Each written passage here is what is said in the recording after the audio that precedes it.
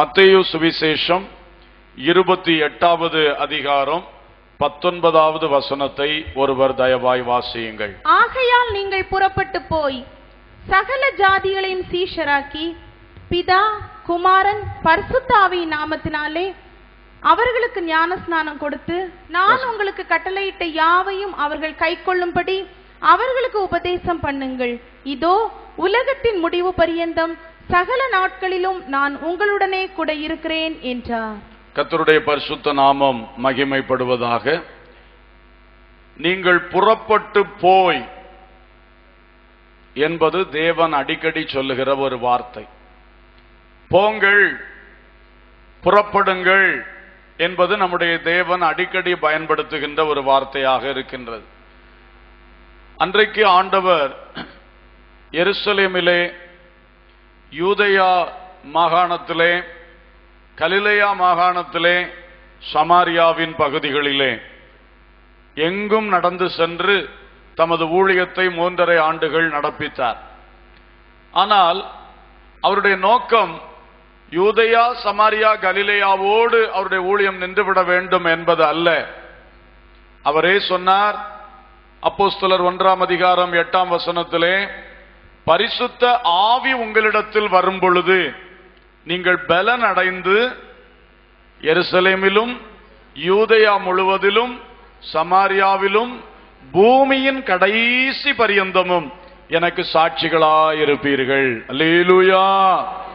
எனவே இயேசு கிறிஸ்துவினுடைய திட்டம் எதுவாக இருந்ததென்றால், அவர் வந்து அந்த யூதேயா மற்றும் அதை சுற்றி இருக்கிற சமாரியா, கலிலேயா இந்த இடங்களில் அந்த அந்த பரலோக ராஜ்யமாகிய அந்த அழகான செடியை நட வேண்டும், அதற்கான விதையை அங்கே போட வேண்டும். பரலோக ராஜ்யம் கடுகு விதைக்கு ஒப்பா இருக்கிறது என்று இயேசு கிறிஸ்து சொன்னது போல, ஒரு சிறிய கடுகு விதை போல அந்த பரலோக ராஜ்யத்தின் விதையை அங்கே போட வேண்டும். ஆனால் அது வளர்ந்து பெரிய விருட்சமாக மாறி முழு பூமியையும் நிரப்ப வேண்டும். அல்லேலூயா. எனவேதான் கர்த்தர் சொன்னார், நீங்கள் அப்போஸ்தலர்களே, பேதுருவே, யோவானே, யாக்கோபே, நீங்கள் யூதேயாவில் மட்டும் நின்றுவிடக் கூடாது, இந்த இஸ்ரவேல் நாட்டுக்குள் மட்டும் நீங்கள் நின்றுவிடக் கூடாது, உலகம் எங்கும் புறப்பட்டு போக வேண்டும், சகல ஜாதிகளை சீஷராக்க வேண்டும். அல்லேலூயா. உலகத்தில் எத்தனை விதமான ஜாதி ஜனங்கள் இருக்கிறார்களோ, எத்தனை விதமான மக்கள் கூட்டங்கள் இருக்கின்றார்களோ, அத்தனை பேரையும் என்னை பின்பற்றுகிறவர்களாக, என்னுடைய சீஷர்களாக மாற்ற வேண்டும். அதற்காக நீங்கள் இங்கே சும்மா தரித்திருந்தால் போதாது, எருசலேமில் மட்டும் கூட்டங்களை நடத்தி சபைகளை கட்டி கொண்டிருந்தால் போதாது, நீங்கள் புறப்பட்டு போங்கள் என்று இயேசு கட்டளையிட்டார். அல்லேலூயா. பல காரியங்களை அவர்களோடு பேசினார். கடைசியாக அவர் பூமியிலிருந்து பரமேறும் பொழுது இறுதி கட்டளை, அதுதான் நாம் இங்கே வாசித்தோம். மத்தேயு 28, 19, 20 வசனங்கள் இயேசு கிறிஸ்து சீடர்களுக்கு கொடுத்த இறுதி கட்டளை, the final commandment. இறுதி கட்டளை என்னவென்றால், நீங்கள் புறப்பட்டு போய். அல்லேலூயா. எல்லாரும் கரங்களை உயர்த்தி அல்லேலூயா. நீங்கள் புறப்பட்டு போய். கடைசி அவருடைய கட்டளை என்னவென்னா, நீ இருந்து விடாதே, நீ புறப்பட்டு போ. புறப்பட்டு போய் சகல ஜாதிகளையும் சீஷராக்க வேண்டும். சீஷராக்கி பிதா குமாரன் பரிசுத்த ஆவியின் நாமத்தினாலே அவர்களுக்கு ஞானஸ்நானம் கொடுக்க வேண்டும். அந்த ஞானஸ்நானத்தினாலே தான் அவர்கள் என்னோடு ஒரு ஒப்பந்தத்துக்குள், உடன்படிக்கைக்குள் வருகின்றார்கள், ஒரு உறவுக்குள் வருகின்றார்கள். எனவே அவர்கள், நீங்கள் புறப்பட்டு போகணும், அவர்களை என்னை பின்பற்றுகிறவர்களாக மாற்ற வேண்டும், சீடர்களாக பின்பற்றுகிறவர்களாக மாற்ற வேண்டும், அவர்களுக்கு ஞானஸ்நானம் கொடுக்க வேண்டும். தொடர்ந்து நான் உங்களுக்கு கற்றுக் கொடுத்த யாவையும் இந்த 3.5 ஆண்டுகளாக நான் பொதுவிலும் உங்களுடைய கூட்டத்தின் நடுவிலும், பப்ளிக்காகவும் பிரைவேட்டாகவும் உங்களுக்கு கற்றுக் கொடுத்த யாவையும் அவர்கள் கைக்கொள்ளும்படி அவர்களுக்கு உபதேசம் பண்ணுங்கள். டீச் தம். அவர்களுக்கு சொல்லிக் கொடுங்கள், கற்றுக் கொடுங்கள் என்று இயேசு கட்டளையிட்டார். அல்லேலூயா. அதற்கு முகவரையாக அவர் சொல்லும் பொழுது சொன்னார், வானத்திலும் பூமியிலும் சகல அதிகாரமும் எனக்கு கொடுக்கப்பட்டிருக்கின்றது. அல்லேலூயா. முடிவிலே சொன்னார், இதோ உலகத்தின் முடிவு பரியந்தமும் சகல நாட்களிலும் நான் உங்களோடு கூட இருக்கிறேன். அல்லேலூயா. என்ன ஆச்சரியம்! இந்த இறுதி கட்டளைக்கு அவர் முன்னும் பின்னுமாக ஒரு அருமையான காரியத்தை வைத்து அதை பொதிந்திருக்கிறார். முதலாவது சொல்லுகிறார், புறப்பட்டு போங்கள் என்று சொல்லுகிறேனே, எந்த நாட்டுக்கும் நீங்க புறப்பட்டு போங்க, எந்த மாநிலத்துக்கும் புறப்பட்டு போங்க, எந்த தீவுகளுக்கும் புறப்பட்டு போங்கள், வானத்திலும் பூமியில் உள்ள சகல அதிகாரமும் என் கையில் இருக்கிறது. அல்லேலூயா. நீ எந்த நாட்டிலே போனாலும், எந்த இடத்திலே, எந்த கிராமத்திலே, எந்த மக்கள் கூட்டத்திலே, அந்த குறிப்பிட்ட மக்களுடைய கோட்டை என்று சொல்லுகிற இடத்திற்குள்ளே நீ போனாலும் அங்கே என்னுடைய அதிகாரம் இருக்கிறது. கரங்களை தட்டி இயேசுவை மகிமைப்படுத்துவோம். ஹல்லேலூயா. Praise the lord. இதுதான் புறப்பட்டு போகிறவர்களுக்கு கர்த்தர் கொடுக்கிற திடம். மகனே சொல்லுவார்கள், இது இன்னாருடைய கோட்டை, அந்த கோட்டைக்குள்ள நீ போ, அங்கேயும் என்னுடைய அதிகாரம் வெளிப்படும். Price the Lord. அதனால சொல்லிட்டார், வானத்திலும் பூமியிலும் சகல அதிகாரமும் எனக்கு கொடுக்கப்பட்டிருக்கிறது. என்னுடைய அதிகாரத்தை மிஞ்சி ஒருவனும் பூமியில கோட்டை கட்டி வைக்க முடியாது. ஆமென். என் கிராமத்துக்குள்ள வராதன்னு சொல்லுவான், நாளைக்கு அவனே வந்து ஐயா வாங்கன்னு கூப்பிடுவான். ஆமென். Price the Lord. என் வீட்டுல வராதன்னு சொல்லுவான், அடுத்த நாள் வந்து எப்படியாவது என் வீட்டுக்கு வருவீங்களா ஐயான்னு கூப்பிடுவான். ஏனென்றால் அங்கே கர்த்தருடைய அதிகாரம் வேலை செய்யும். Price the Lord. Price the Lord. எனவே கர்த்தர் அந்த வார்த்தையை வைத்தான் சொன்னார், எனக்கு சகல அதிகாரம் கொடுக்கப்பட்டிருக்கிற காரணத்தினாலே நீங்கள் புறப்பட்டு போங்கள், பயப்படாம போ. என் வீட்டை விட்டு எப்படி போவது? பயப்படாதே, எனக்கு அதிகாரம் இருக்கிறது.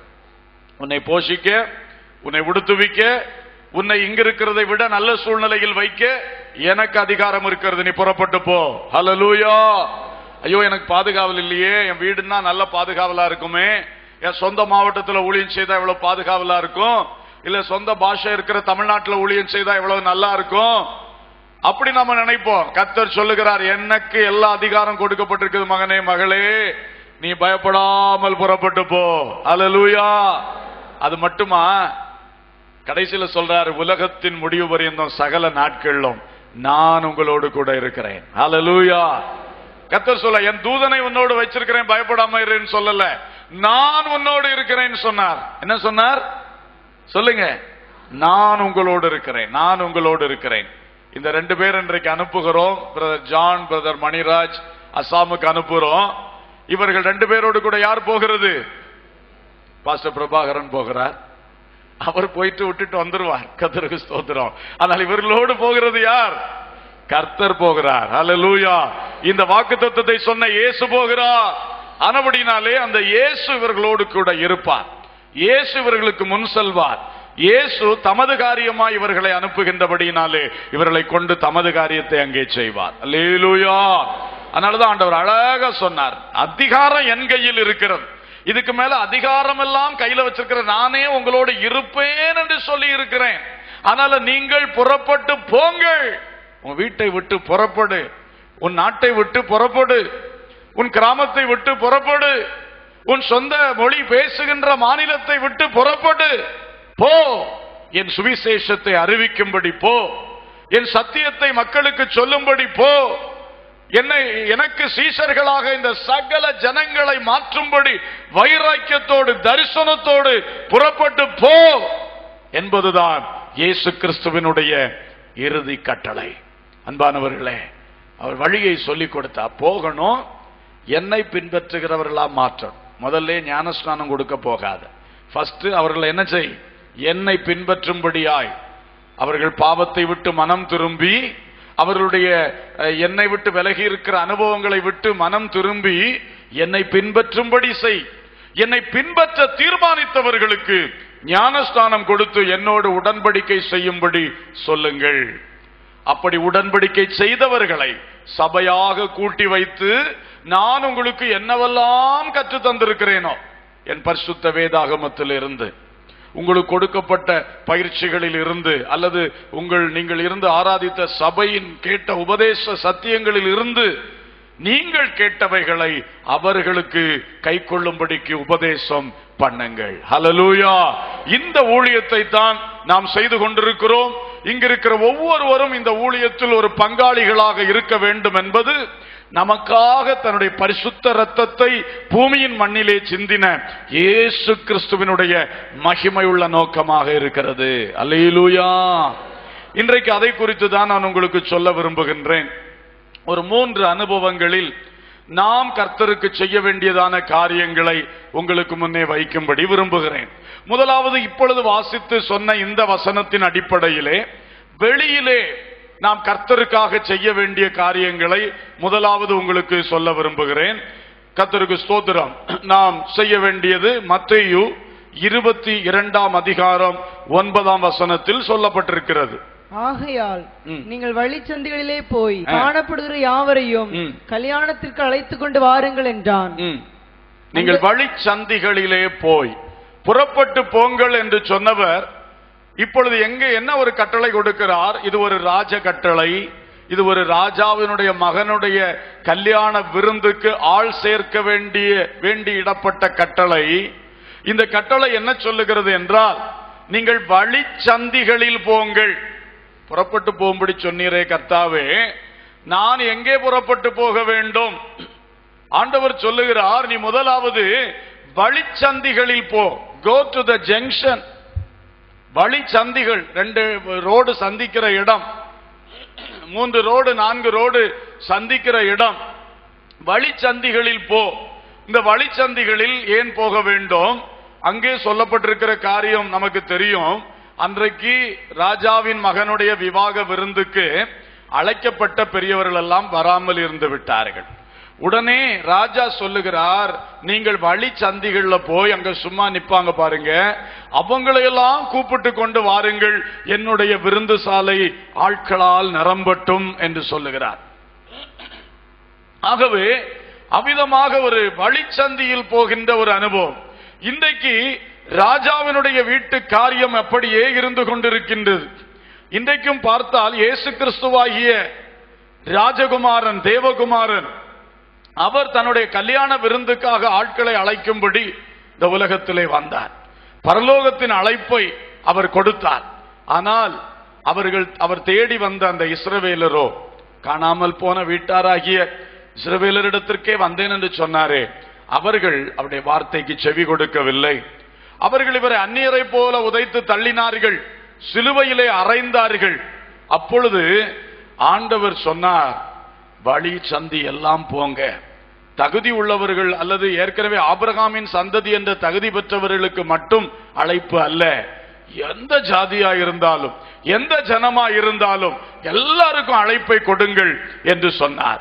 அதனால் தான் இன்றைக்கு இயேசு கிறிஸ்துவின் சுவிசேஷம், பரலோக ராஜ்ய நித்திய விருந்துக்கான அழைப்பு முழு உலகத்திற்கும் வந்து கொண்டிருக்கிறது. ஹல்லேலூயா. நமக்கு நேராகவும் அது வந்தது.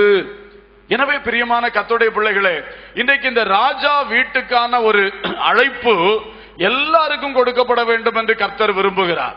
அந்த வரிசையிலே நம்மிடத்தில் இன்றைக்கு சொல்லப்படுது, நீங்கள் வழிச்சந்திகளுக்கு போங்கள். நீங்கள் வெளியிலே போய் மக்கள் கூடுகிற இடங்களுக்கு போங்கள். அங்கே போய் இந்த ராஜா வீட்டு கல்யாணத்துக்கு வரும்படி, பரலோக ராஜ்ய நித்திய விருந்துக்கு வரும்படி மக்களுக்கு சொல்லுங்கள், மக்களுக்கு அழைப்பு கொடுங்கள் என்று கர்த்தர் நம்மை பார்த்து சொல்லுகிறார். அன்பானவர்களே, இன்றைக்கு அவ்விதமான ஒரு காரியம் நாம் அனைவரும் செய்ய கடமைப்பட்டிருக்கிறோம். விசுவாசிகள் என்று இயேசு கிறிஸ்துவின் இரத்தத்தினால் மீட்கப்பட்ட பிள்ளைகளாய் இருக்கின்ற நாம் ஒவ்வொருவரும் இயேசு கிறிஸ்துவுக்கென்று மற்றுள்ளவர்களை அழைக்க வேண்டிய பொறுப்பு நம்மிடத்தில் இருக்கிறது. அல்லேலூயா. இதை யாரும் மறக்க கூடாது.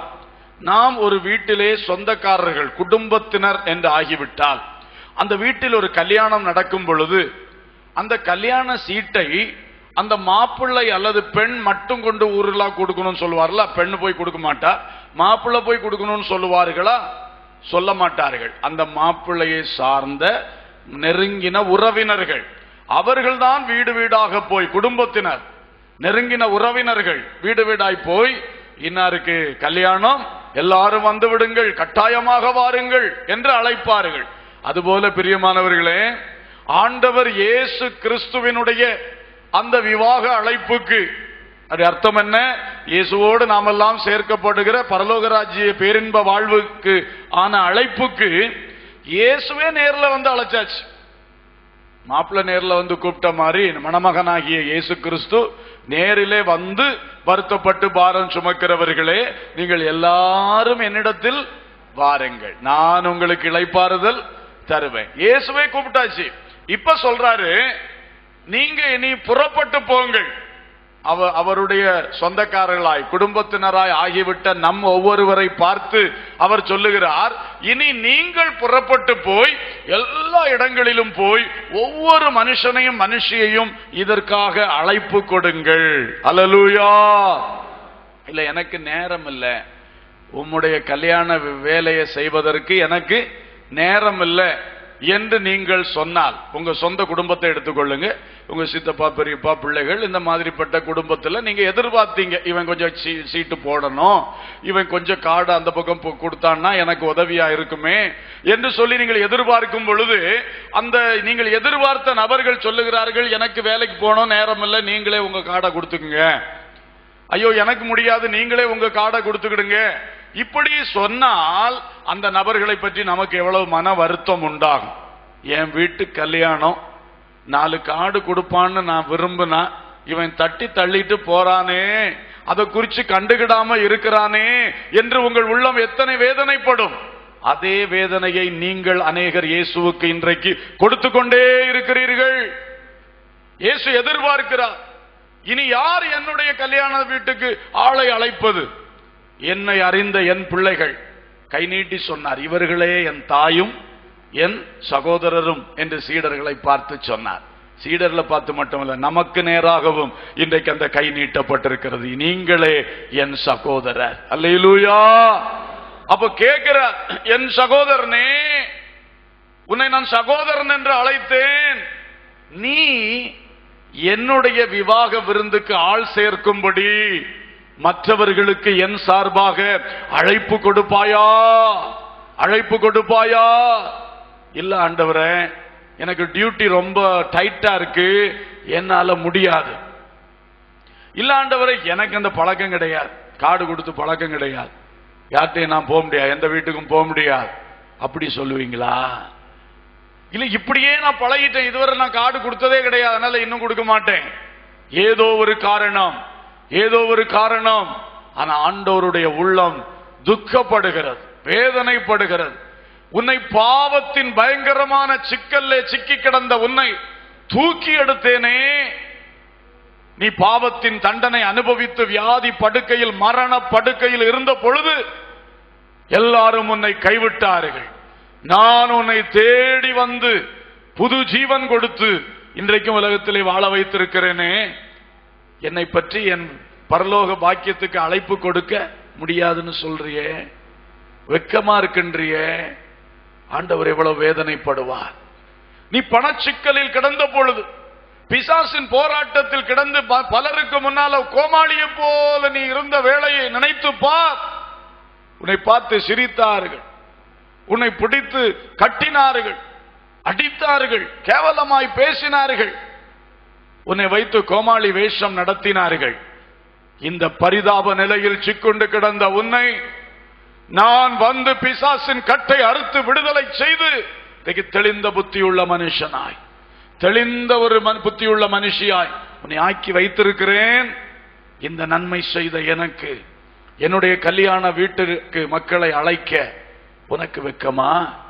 உனக்கு நேரம் இல்லையா? ஆண்டவர் இயேசு துக்கப்பட்டு கொண்டிருக்கிறார். இப்படி ஒவ்வொருவரும் நினைத்து பாருங்கள், எத்தனையோ பிரச்சனைக்குள் நாம் கடந்த வேளையில் தான் இந்த ஆண்டவர் இயேசு நம்மை தேடி வந்தார், நமக்காக தன் ஜீவனை கொடுத்தார், நமக்காகவே அவர் அற்புதங்களை செய்தார். மனுஷன் கைவிட்டான், மருத்துவம் கைவிட்டது, சூழ்நிலைகள் கைவிட்டன, நமக்குள் இருந்த நம்பிக்கையும் எடுபட்டு போயிற்று. அந்த நாளில் இயேசு நம்மை தொட்டார், புது வாழ்வு தந்தார். ஹல்லேலூயா. புது வாழ்வு தந்த இயேசுவுக்கு மற்றவர்களுக்கு இந்த இயேசுவை பற்றி சொல்லுவதற்கு உங்களால் முடியுமா? முடியாதா? இன்றைக்கு பதில் சொல்லுங்கள். உன்னோடு கூட படிக்கிற ஒரு பிள்ளைக்கு உன்னோடு கூட படிக்கிற ஒரு மாணவனுக்கு இயேசுவை பற்றி சொல்ல உனக்கு முடியுமா? முடியாதா? உன்னோடு வேலை பார்க்கிற ஒரு சகோதரனுக்கு, சகோதரிக்கு அவனுடைய கஷ்ட வேளையிலே இந்த இயேசு நல்லவர், எனக்கு இந்த இயேசு உதவி செய்தார், உங்களுக்கும் உதவி செய்வார், ஒரு எளிய ஒரு வார்த்தை சொல்ல உன்னால் முடியுமா? முடியாது. உங்க பக்கத்து வீட்டில் வாழ்றான், கஷ்டப்படுறான், வேதனைக்குள்ள துடிக்கிறான், வியாதியா எத்தனையோ காலமா கிடக்கிறான், அல்லது குடிச்சு வெறுக்கிற அவனுடைய ஒரு ஆள்னால கஷ்டப்பட்டு வேதனையா இருக்காங்க, கடனுக்குள்ள தவிச்சிட்டு இருக்காங்க, ஆட்கள் வந்து கதவு தட்டுறாங்க கடனுக்காக, இவங்க படுற வேதனை உங்களுக்கு தெரியுது. இப்படி ஏதோ ஒரு வேதனைக்குள் சிக்கி கிடக்கிற உன் அயலகத்தாருக்கு, ஐயா இப்படிப்பட்ட கஷ்டங்கள் இருக்கிறவங்களுக்கு இயேசு ஆறுதல் கொடுப்பார், இயேசு உங்களுக்கு நல்ல வழி தரப்பார், இயேசுவிடத்தில் வாருங்கள் உங்களுக்காக ஜெபிக்கலாம் என்று சொல்லுகிற ஒரு எளிய வார்த்தை சொல்ல முடியுமா? முடியாதா? சிந்தியுங்கள். அநேகர் நிமிர்ந்து போகிறார்கள், இயேசுவே நீர் எனக்கு தாரும், ஆனா உம்மை பற்றி நான் வெளியே சொல்ல மாட்டேன், அது எனக்கு வெக்கமா இருக்கு. ஆமா, எப்படி இருக்கிறது இந்த பேச்சு, இந்த நடை எப்படி இருக்கிறது? எனக்கு தேவை வந்தால் இயேசுவே இயேசுவே என்று கூப்பிடுவேன், எல்லாம் இடத்திலிருந்து நான் வாங்கிக் கொள்வேன். ஆனா இயேசு எனக்கு இப்படி செய்தார், நல்லது செய்தார் என்று ஒரு வார்த்தை சொல்றதுக்கு மட்டும் பெரிய வெக்கம். இந்த நிலையில் எத்தனை பேர் இங்க இருக்கிறீர்களோ, இயேசுவினுடைய உள்ளம் உங்களை குறித்து துக்கப்படுகிறது, துக்கப்படுகிறது, துக்கப்படுகிறது. இன்றைக்கு இதை நன்றாக சிந்தித்து இன்றைக்காகிலும் மனம் திரும்புங்கள், மனம் திரும்புங்கள், விசுவாசிகள் மனம் திரும்புங்கள், இயேசுவை பற்றி சொல்லுங்கள். வழிச்சந்திகளில் போ, ஆள் கூடுகிற இடத்தில் போ. ஆண்டவர் சொல்றார், வழிச்சந்தி நமக்கு இந்த மேக்காமண்டபம் ஜங்ஷன், வேர்கிளம்பி ஜங்ஷன் எல்லாம் ஒரு ஸ்பெஷல் ஒரு ஜங்ஷன்ஸ்.